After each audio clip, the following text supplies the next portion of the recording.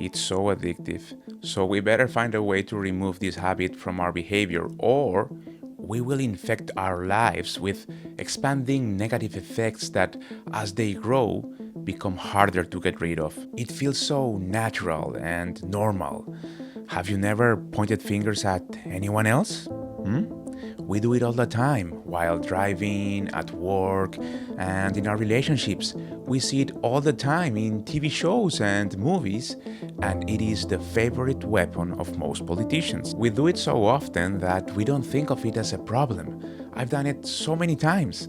It wasn't until somewhere between 5 to 10 years ago that I realized that I was doing this so often for so many things. I think, at least for me personally, that in some cases it became my default reaction when things were not going my way or when I didn't shine in the way I thought I would. There was always something to say, always an explanation for why things didn't work out. It was never my fault, and I can get very creative with my stories, so I also believe them and confidently share them with my friends and colleagues. But then I started to observe other people doing the same thing, and I knew, without a doubt, that they were only finding excuses. And I remember agreeing with them and nodding with my head because I liked them or loved them, and I thought it was good that they were sharing their feelings.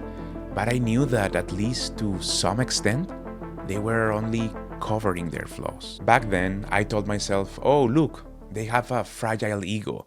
That's why they have to make up all these excuses, because they don't want to accept the truth.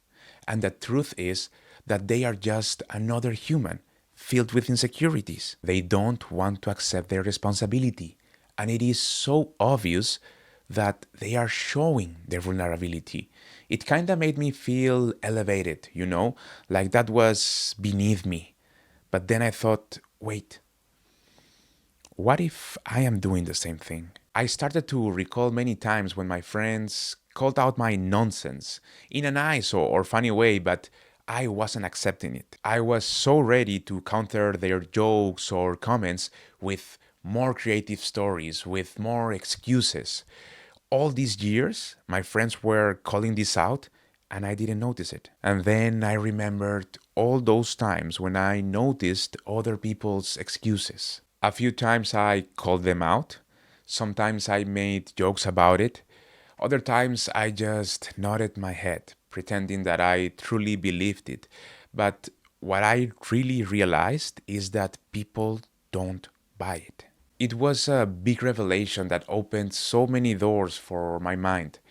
If I want to keep growing emotionally, professionally, or in my hobbies, or whatever it is that I'm doing, I have to stop finding excuses and start figuring out how to do it better next time.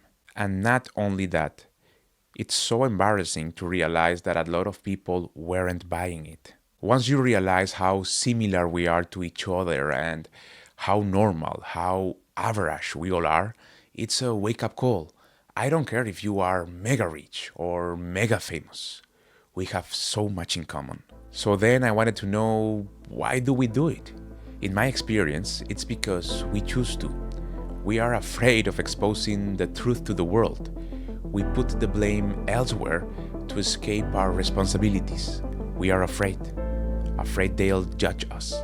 Afraid they will not like us. But also, accepting that it is our fault or that we have something to change means extra work. We have to make the decision to learn and improve, or stay the way we are. That's a tricky one, huh?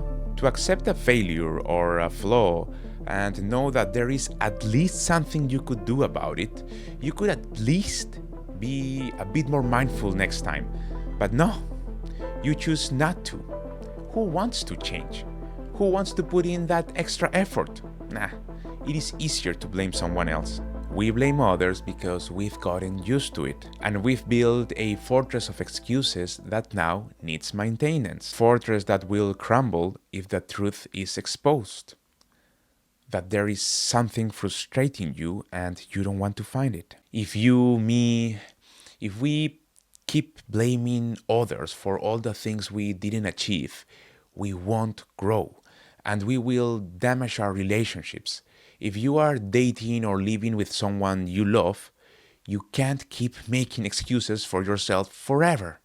We have to say, I'm sorry. And not just say, I'm sorry to get by, but say it because you truly mean it, because you want to build something with that person. That person needs to trust you. So accept that you can do better and try to improve for that person, for your friends, for your family, for your colleagues, and for yourself. Stop blaming others because the more you do it, the faster you lose credibility. Being a victim doesn't help you. The more you do it, the more you'll believe you are the victim. So, let's take actions. What can we do about it? There are many things we can do about this because the beauty of life is that while they say it's too short, we are never too old to start again. Now, you might argue that some people are luckier than others. Some are born rich, won the lottery, or face serious accidents, problems, or diseases. You name it. Life isn't always fair. Yeah, I know. So what? You can't change it, and it won't help you to be the victim. And if you can change it, then go ahead and do it. Stop wasting time and go and change it right now. Start today. Let's do an exercise. Let's divide us into two groups. First group, you have absolutely nothing to change. Every time you failed, it was someone else's fault or something unexpected happened. Second group, sometimes you spot things in which you can improve. If you are in the first group, I don't believe you. If you are still here, you know there is something you can change, and we need you. If you are in the second group, we can still do better.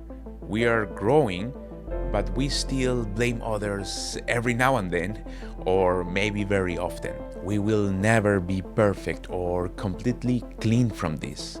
It is what it is. Win the mental game you have with yourself.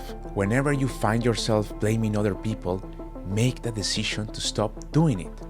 Practice this over and over again, and don't forget that people can tell when you're finding excuses. Do it for a few months, and let's see what happens.